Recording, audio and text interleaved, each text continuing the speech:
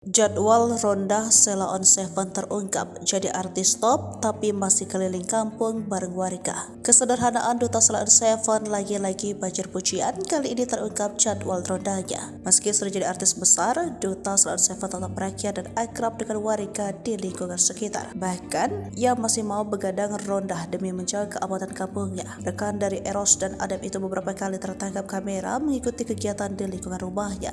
Bahkan tidak seperti artis papan atas, Duta tidak malu makan di warteg dan pinggir jalan. Aksi sederhana yang jauh dari image artis terkenal itu kerap menuai pujian dari warganet. Jadwal ronda Duta itu diketahui dari seorang tiktoker lewat video unggahan di TikTok Telaga Daun pada Jumat 8 September 2023. Si pembuat video mengaku sedang berada di satu pos kamling di kawasan Condong Catur, Sleman, Yogyakarta. Ia merasa kepanasan dan mampir ke pos kamling di dekatnya, tapi ternyata ia menemukan hal yang tak terduga. Jadwal ronda di pos tersebut tertulis nama Duta Bojo, nama asli sang pelantun, dan tiktokers tersebut pun memuji Duta yang dinilai sederhana dengan mengikuti kegiatan sosial. Pengamanan kampung itu, Duta ternyata ronda setiap Rabu malam atau malam Kamis, dia tugas bersama 6 warga lainnya.